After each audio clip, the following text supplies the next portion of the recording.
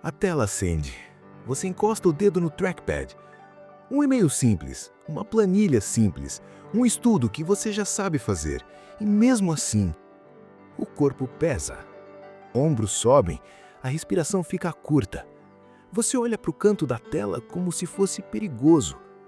Termômetro do alerta. Hoje isso está em 7 de 10. Microverdade prática. Agora, quando a tarefa vira ameaça, insistir em força de vontade costuma aumentar o alerta. A saída é outra. Primeiro você reduz a ameaça percebida, depois você começa pequeno. Em menos de um minuto eu vou te entregar os 3 passos para você iniciar hoje. Não terminar tudo, iniciar. E daqui a pouco eu vou te mostrar o erro mais comum que parece produtivo, mas cola você no travamento por mais tempo. O que está acontecendo aqui é bem simples quando você enxerga um mapa. No modo P3, o modo de travamento, ou freeze, o corpo reage como se precisasse economizar energia e evitar risco. Por fora parece procrastinação. Por dentro é um sistema de proteção. O corpo aperta o peito, tensiona o pescoço e mandíbula, segura a respiração, deixa a mão pesada no mouse. Você pode notar até um friozinho no estômago ou uma vontade de levantar e pegar água, só um segundo. A mente amplia a tarefa. Ela vira um bloco único, grande, cheio de consequências. Se eu abrir, vou ver problema. Se eu começar, vou falhar. Se eu responder errado, vai dar ruim. E por que isso mantém o ciclo? Porque cada vez que você evita, você sente alívio. E o cérebro aprende. Evitar funcionou. A ameaça fica maior na próxima vez. Isso não é um rótulo fixo sobre você. É um modo. Muita gente competente, ansiosa, funcional, entra nesse modo justamente com coisas importantes. Agora, as regras do jogo. 3 regras curtas, para você não transformar essa carta numa cobrança. Primeira, a meta é 10% melhor. Não é resolver a vida, é baixar o alerta um pouco e dar início. Segunda, se ficar demais, faz menor. Se travar, volta um passo. Aqui não tem heroísmo, tem ajuste. Terceira, aqui a gente baixa o alerta antes de decidir. Guarda essa frase. Eu vou repetir porque ela muda o jogo. Primeiro a gente baixa o alerta, depois a gente decide. Agora pega essa ideia como uma carta na mão. Não é motivação, é procedimento. Você vai usar toda vez que abrir a tarefa e sentir o peso, medo. E eu vou conduzir. Faça comigo. Carta FZ02. Protocolo de 3 passos para quando a tarefa vira ameaça. Passo 1. Reduzir o alarme do corpo antes de mexer na tarefa. Quando usar? No exato momento do gatilho. Você abriu o e-mail, a planilha, o estudo e sentiu o 7:10. Como fazer? Tira a mão do teclado por um instante. Encosta os pés no chão. Solta os ombros 1 centímetro. Agora, respiração em 2 partes. Puxa o ar pelo nariz por 3 segundos. Segura 1. Solta pela boca por 6. De novo. E de novo. Duração 60 a 90 segundos. Sensação esperada. Você pode não ficar bem. O objetivo é só baixar de 7 para 6 ou de 7 para 5,5. Pequeno, real. Microcuriosidade. Se você tentar pensar positivo aqui, muitas vezes o corpo não compra. Mas se você mexe no freio físico primeiro, a mente fica mais negociável. Já já eu te mostro como transformar a tarefa em algo que o cérebro aceita. Passo 2. Diminuir a tarefa até ela caber em 2 minutos. Quando usar? Assim que a respiração baixar um pouco, mesmo que ainda exista desconforto. Como fazer? Você vai escrever uma única frase de definição mínima, só uma.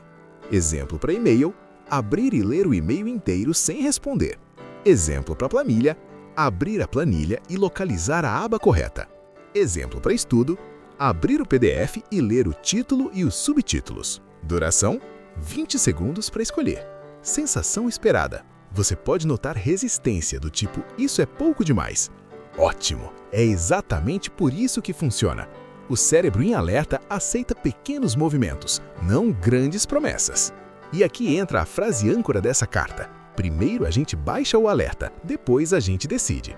Você não está decidindo resolver, você está decidindo encostar na tarefa sem se machucar. Passo 3. Iniciar com um bloco curto, com saída planejada. Quando usar? Imediatamente depois de definir o passo de 2 minutos. Como fazer? Coloca um cronômetro de 8 minutos, não 30. 8. Abre a tarefa e executa só o mínimo combinado. E então continua até o cronômetro tocar com a regra. Se o alerta subir demais, você não some, você reduz. Exemplos de redução dentro do bloco: diminuir a janela, esconder notificações, ler só a primeira linha, preencher só um campo. Duração: 8 minutos. Sensação esperada: nos primeiros 90 segundos, o alerta pode subir um pouco, tipo de 6 para 6,5. Isso é normal, não é sinal de fracasso. É o sistema testando se você vai fugir. Se você ficar, ele tende a baixar. Agora, um detalhe que muita gente ignora. Ao final dos 8 minutos, você vai fazer o fechamento seguro. Quando usar? Quando o cronômetro tocar. Como fazer? Parar por 30 segundos e anotar uma linha. Próximo passo óbvio: e salvar ou marcar onde você parou. Duração: 30 a 45 segundos. Sensação esperada: alívio e clareza. Você cria uma ponte para o seu eu do futuro, e isso reduz a ameaça na próxima abertura. Se você quiser a versão de emergência, aqui vai, porque eu prometi em até 60 segundos lá no início e eu compro. Respira 3-1-6 por 60 segundos, define um passo de 2 minutos, faz 8 minutos com saída planejada. Pronto, a carta inteira em 3 movimentos. Agora, por que isso funciona? Sem aula, só o necessário. Pensa no seu sistema como um alarme de carro. Quando está alto, ele interpreta a tarefa importante como ameaça, porque existe risco social, risco de erro, risco de cobrança, risco de não dar conta. O alarme não entende planilha, ele entende perigo. O passo 1 é o dedo no volume. Você baixa o som do alarme no corpo. O passo 2 é abrir a porta sem tentar dirigir o carro inteiro. Você transforma a tarefa gigante em microação verificável. O passo 3 é o motor em marcha lenta. Você mostra para o cérebro, com evidência real, que dá para ficar perto disso sem colapsar. A cada repetição, você treina um novo padrão: presença pequena, consistente. E eu repito porque isso é o centro. Primeiro a gente baixa o alerta, depois a gente decide.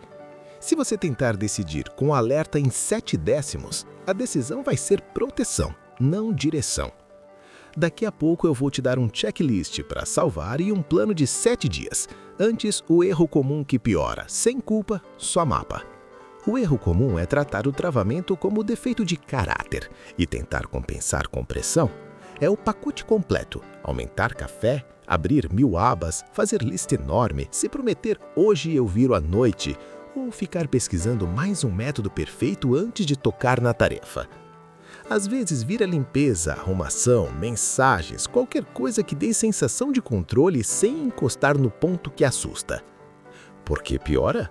Porque seu cérebro aprende 2 coisas ao mesmo tempo: que a tarefa é perigosa e que você só consegue encostar nela em estado de ameaça com adrenalina e desespero. A tarefa vira sinônimo de sofrimento e o termômetro do alerta sobe já no ícone do e-mail.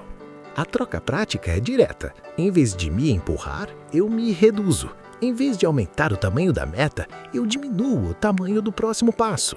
Em vez de buscar alívio fugindo da tarefa, eu busco alívio baixando o alerta e encostando por 8 minutos com saída planejada. Parece simples demais. E é simples. Simples não é fácil. Simples é repetível. E repetível é o que muda o padrão. Agora, checklist para você salvar. Curto, use como carta na mão quando travar. Termômetro do alerta, de 0 a 10, onde eu estou agora. Se estiver acima de 6 décimos, 60/90 segundos de respiração 3-1-6 antes de decidir. Definir o passo de 2 minutos. Uma frase, ação verificável. Cronômetro de 8 minutos, não negociar com o tempo. Se o alerta subir, reduzir a tarefa dentro do bloco, não abandonar. Fechamento seguro. Próximo passo óbvio anotado, mas marcar onde parei. Meta no dia, 10% melhor, não perfeito. plano de 7 dias cabendo na vida real. Não é um desafio heróico, é um treino de sistema nervoso com tarefas reais do trabalho. No dia 1, quando você abrir a tarefa e sentir o peso, você faz a carta completa uma vez. 1 minuto de respiração, 8 minutos de bloco, 30 segundos de fechamento. Resultado esperado: baixar de 7 décimos para 5, 6 décimos e deixar uma ponte para o amanhã. No dia 2, quando bater a vontade de se preparar mais, você faz exatamente o contrário. Escolhe um passo de 2 minutos ainda menor do que ontem e entra no bloco de 8. Resultado esperado: menos negociação mental antes de começar. No dia 3, quando você perceber que está evitando abrir o e-mail, você pratica só o início. Abre, lê sem responder, fecha com o próximo passo óbvio. Resultado esperado: reduzir a associação abrir igual perigo. No dia 4, quando o alerta subir no meio do bloco, você não para, você reduz dentro do bloco. Se estava escrevendo, só relê. Se estava calculando, só confere um número. Resultado esperado: aprender que dá para permanecer sem se agredir. No dia 5, quando você estiver um pouco melhor, você mantém o mesmo tempo, 8 minutos, não aumenta. Resultado esperado: consolidar repetição sem transformar em cobrança. No dia 6, quando vier o impulso de recuperar tudo, você faz 2 cartas separadas no dia com pelo menos 2 horas entre elas. Resultado esperado: produtividade sem entrar em modo pânico. No dia 7, você revisa as pontes, abre suas anotações de próximo passo óbvio e escolhe uma para executar. Resultado esperado: o cérebro começar a ver continuidade em vez de ameaça. E agora volta para o termômetro. Se você estava em 7 décimos, mira em 5 décimos. Não em 0. 0 é fantasia, 5 é vida real. E quando você estiver em 5, você decide melhor. Primeiro a gente baixa o alerta, depois a gente decide. Para comentar, qual código descreve mais o seu travamento no trabalho? FZ, travamento. LP, loop de ruminação. AX, ansiedade. SN, sono bagunçado. TR, pressão do trabalho. Escreve o código e o gatilho, abri o e-mail e...